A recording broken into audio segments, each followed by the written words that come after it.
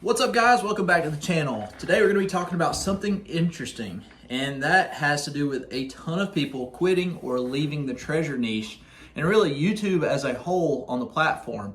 It's been interesting as a creator to sit back and kind of dissect some of the analytics, watch some of the departure videos, and see what the strategy is behind a lot of these creators. A lot of them are moving to TikTok. They seem to think that that's going to be the better place for their content. And I've got to tell you, you never want to be the last person to do something in any niche. So for us on YouTube, obviously, if you're going to be a metal detecting channel, you've got 3,000 or 4,000 other channels that are competition. Are we a community as a whole? Do we dislike each other or something like that? Absolutely not. However, you have to look at other channels as competition because there is only so much time that people allot each week to watch videos. So like me, myself, I only watch about 2 or 3 channels a week, and they are completely unrelated to treasure. And I guess that could be because I make treasure related videos every single week and I just want to see something different, or maybe it just has to do with my taste. So I'll allot about 1 hour a week of watch time for YouTube, and I have to think that a lot of other people are probably doing the same. So when you have a bunch of people that are creating the same kind of content, I kind of liken it to fishing. So if you were out fishing, we're all fishing in the same pond, if you will, which is our niche. And then every one of us has got the same fishing pole. It's a zip code 33, and every one of us is fishing with a red worm. And that red worm is the treasure related videos that we are making. What's going to happen? The fish are going to all see the same kind of content over and over and over again. They're not always going to be hungry for it. They're going to bite one red worm just like they will the other.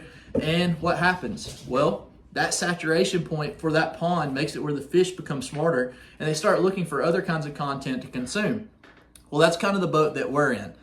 When you have 3,000 or 4,000 or 5,000 creators all making the same types of videos, there's only so many gold coins you can see. There's only so many reels that you can see. There's only so many Civil War bullets or relics that you can see before you go, okay, I think that I've seen it all. Now, obviously, there's always going to be a few anomalies out there that show up. So what makes the difference on making a successful video versus one that's not? Well, it has absolutely nothing to do with what you find. It has everything to do with your personality.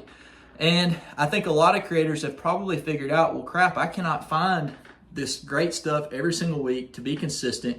And consistency is a huge part of being successful on YouTube or any platform. So they've kind of resorted back to live streaming, and the live streaming has done really well on TikTok. And TikTok is not as saturated as YouTube. YouTube's been around now since 2006 or so. I may be off a year or two. And yes, it started as a dating site. A lot of you may not know that. But eventually, it became what it is today. And over the last, I'd say probably 10 or 12 years, the niches have all started to fill up. So if you're going to be a gaming channel, there's millions of gaming channels. If you're going to be somebody that's talking about crypto or business, how many channels are out there like that?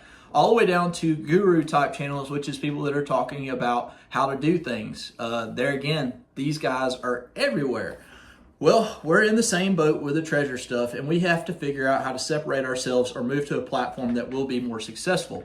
If you were to come to me today and say, Brandon, you're going to start a YouTube channel and you're going to make it successful, I can't talk today, I would tell you immediately that I would not be making a treasure related channel. It's just not where it's at. I would not want to start at the very bottom and be one of the very last people falling into YouTube to try to start a channel and ramp it up, because it is almost impossible, just because everybody is using, like I said before, the same type of bait, making the same type of videos.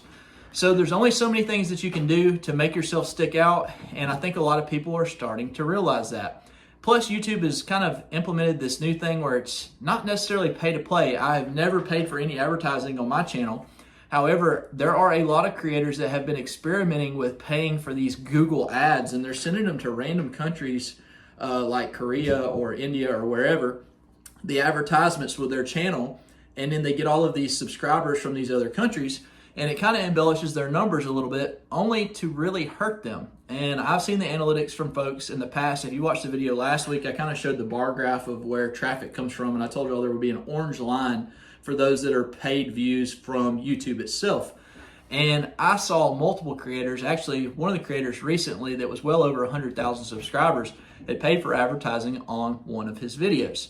And after I looked at it, his recommended was in the tank. So personally, I'm staying away and sticking to what I know, which is just me. I'm not paying for any advertising. I do not want to sink any money into this, more so than I already have in computers and camera gear, equipment, and time.